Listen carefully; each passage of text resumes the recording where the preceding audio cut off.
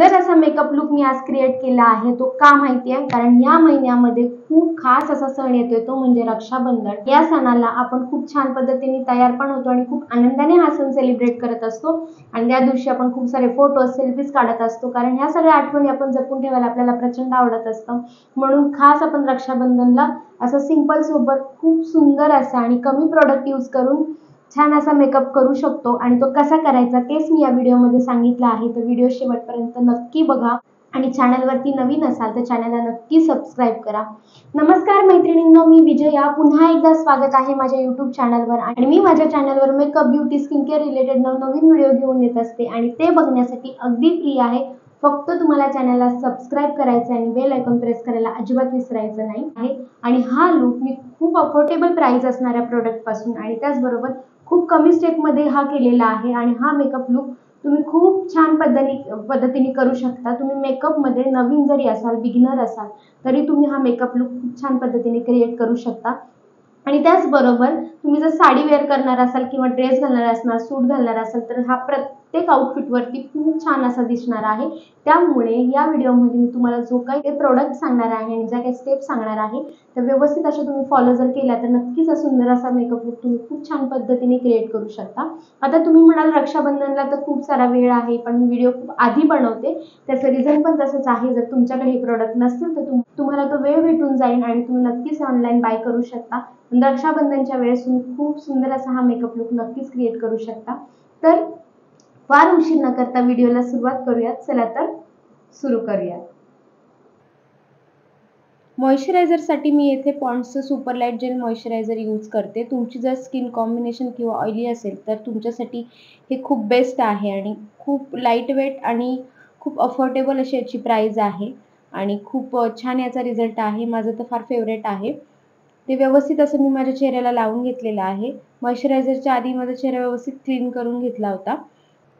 त्यानंतर प्रायमरसाठी मी इनसाइडचं पोर प्रायमर इथे यूज करते। तुम्हाला जर ओपन पोर्स असतील तर तुमच्यासाठी हे खूप बेस्ट आहे। तुम्हाला ते व्यवस्थित असं चेहऱ्याला लावून घ्यायचं आहे आणि त्यानंतर प्रायमर अप्लाय करून झाल्यानंतर आपल्या चेहऱ्यावरती जे काही पिगमेंटेशन आहे त्याला हाईड करण्यासाठी आपल्याला कलर करेक्टरचा यूज करावा लागतो आणि त्यासाठी मी इनसाइडचाच हे कलर करेक्टरचं पॅलेट इथे यूज करते आणि त्यातला ऑरेंज शेड घेऊन मी ज्या ज्या ठिकाणी मला पिगमेंटेशन आहे, डार्क सर्कल आहे, तिथे व्यवस्थित लावून घेतलेला आहे।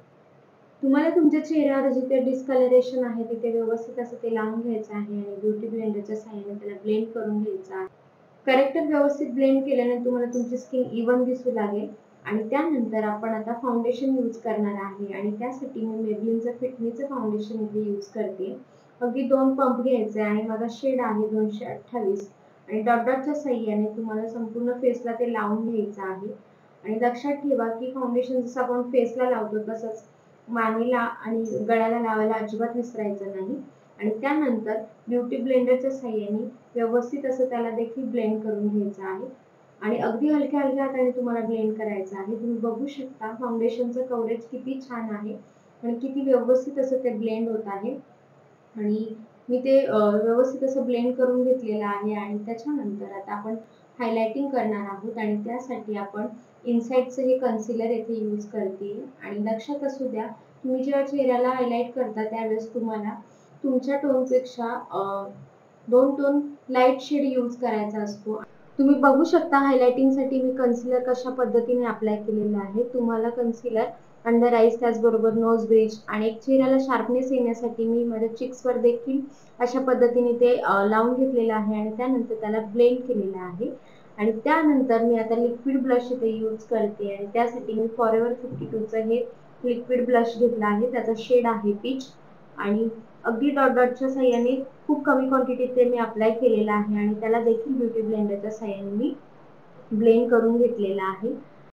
लिक्विड ब्लश अप्लाय करून झाल्यानंतर आता आपला बेस आपल्याला सेट करून घ्यायचा आहे आणि त्यासाठी मी मेबलिनची फिटमीची कॉम्पॅक्ट पावडर इथे यूज करणार आहे आणि माझा शेड आहे 310।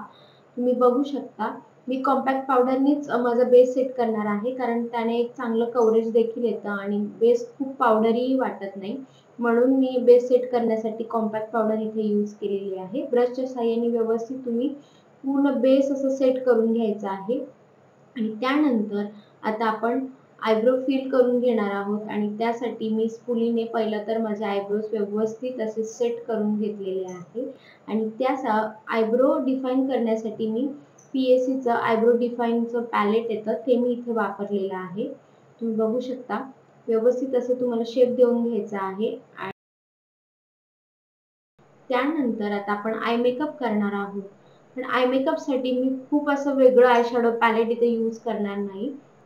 आपल्याकडे जे स्विस ब्युटीचं कॉन्टर ब्लशर आणि हायलायटरचं जे कॉम्बो पॅक आहे ज्याला चिक बो पॅलेट असं म्हणतात त्यातलंच मी कॉन्टर शेड हा ट्रान्झिशन शेड म्हणून यूज केलेला आहे आणि व्यवस्थित असं अप्लाय करून घेतलेला आहे आणि जे ब्लशर आहे पिंक कलरचं तेच मी माझ्या पूर्ण आयलिडवरती व्यवस्थित असं लावून घेतलेलं आहे. तुम्ही बघू शकता आणि त्यानंतर आईजला थोडीशी डेप्थ क्रिएट होण्यासाठी मी स्विस ब्युटीचं जे मिनी आय शॅडो पॅलेट आहे त्यातला ब्राऊन शेड घेऊन कॉर्नरला व्यवस्थित असं ब्लेंड करून घेतलेलं आहे आणि त्याच पॅलेट मधलं highlighter me as a shimmer म्हणून यूज करणार आहे. तुम्ही बघू शकता डोळ्यांच्या पुढच्या बाजूला तुम्हाला ते हायलायटर व्यवस्थित असं अप्लाय करून घ्यायचं आहे. तुमच्या क्रीज लाईनच्या खाली ते तुम्हाला लावायचं आहे.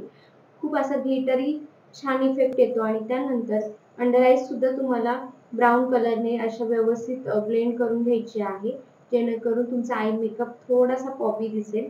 बघू शकता मी व्यवस्थित असा तो शिमर अप्लाय करून घेतल्यानंतर आय मेकअप कंप्लीट झालेला आहे आणि खूप छान सिंपल आणि सोबर असा आय मेकअप इथे झालेला आहे.